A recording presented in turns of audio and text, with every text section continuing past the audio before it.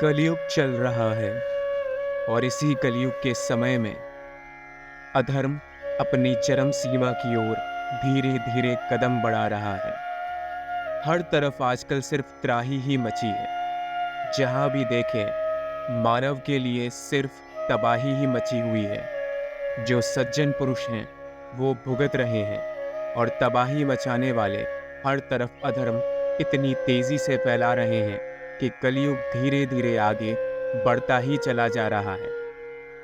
एक समय था जब लोगों को अपने पापों का परिणाम अपने दूसरे जन्म में मिलता था, परंतु वो समय अब खत्म हो चुका है और इस कलयुग के दौर में जो भी पाप आप करेंगे उसका सारा प्रायश्चित यहीं पर निकलेगा।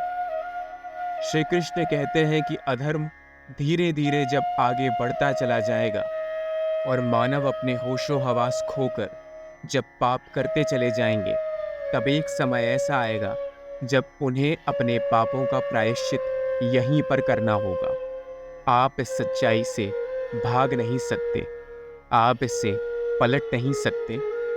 आपने देखा होगा कि कुछ लोगों के जीवन में अधिक तकलीफ है, जबकि उन्होंने कोई गलती, कोई पाप नहीं किया।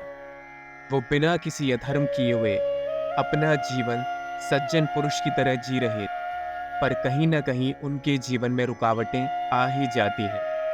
कुछ व्यक्ति ऐसा समझते हैं कि जब भी वो कोई शुभ कार्य करने की कोशिश करते हैं तो वो पीछे हट जाते हैं। भाग्य उनके जीवन में कोई ना कोई अड़चन ला ही देता है। ऐसा इसीलिए होता है कि आपने कोई भी गलती या पाप अपने जीवन में किया होता है तो धीरे धीरे उसका सारा किया गया लेखा जोखा इसी जीवन में निकलता रहता है। इसीलिए लोगों को कष्ट पहुंचाने से बाज आइए। ये मत सोचिए कि दूसरा जन्म नहीं होगा और आप इन सारे पापों से बचकर स्वर्ग या नरक लोक की तरफ प्रस्थान कर जाएंगे। आपको शारीरिक कष्ट या मानसिक कष्ट तो भुगतने ही पड़ेंगे।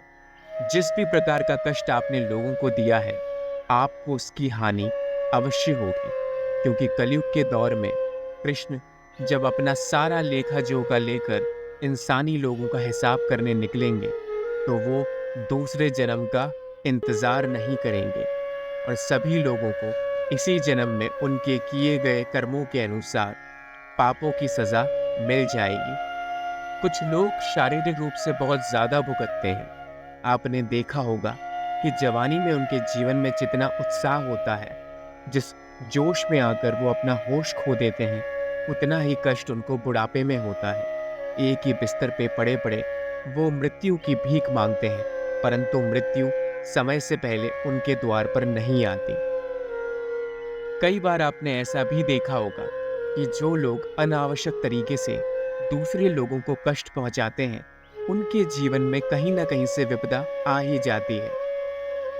या तो वो कोई शुभ कार्य कर रहे हों या फिर अपने जीवन की नई शुरुआत कर रहे हों। अगर भाग्य उन पर नहीं तो उनके घर वालों पर, उनकी औलादों पर कोई न कोई प्रायश्चित करने का मौका ला ही देता है। इसीलिए इस प्रकार कृष्णा के और जीवन के चक्र से कोई नहीं बचता। समय सारणी धीरे धीरे चलकर वहीं पर फिर से लौट कर आ जाती है जहां सब ने कोई न कोई पाप किया हुआ था। और इसी प्रकार कलयुग में प्रस्थान करने से पहले आप यहीं पर प्रायश्चित करके निकल जाते हैं। अभी बहुत समय है जब सतयुग आएगा और सब कुछ मानव और भगवान के अनुसार चलेगा, परंतु उससे पहले इस जीवन में इस तरह का कोई भी कार्य मत कीजिए जो आने वाली पीढ़ियों के लिए खतरनाक साबित हो और आपका जीवन भी नष्ट कर कर रख दे। पापों की सजा सबको आज नहीं तो कल मिलती ही रहे और ये जीवन इतना नश्वर है, इतना छोटा है कि किसी को भी बख्शता नहीं है। चाहे आप दुनिया का कोई भी अंश लेकर आगे बढ़ रहे हो, पर आपकी असफलता इसी में टिक जाती है और ये आपके विनाश का कारण बन जाता है। इसीलिए अपना दिमाग खोलकर जीवन जिए। जितना हो सके लोगों के पापों से दूर रहिए। पाप का भोगी मत बनिए। यदि आप स्वयं पाप नहीं भी कर रहे हैं तो दूसरों को भी मत करने दीजिए। अपनी आंखों को एक सुंदर और सुशील समाज का हिस्सा बनाइए और देखिए कि हर तरफ जितना हो सके आपकी तरफ से सिर्फ शांति कायम हो। जो कल होना है वो तो होकर रहेगा, परंतु जबरदस्ती भाग्य को पाप करके कलयुग में लाने का बढ़ावा मत दीजिए। जीवन अपने अनुसार लौटकर वहीं चला आएगा और जिन लोगों ने पाप किए हैं उनको ऐसे ही सजा मिलती रहेगी।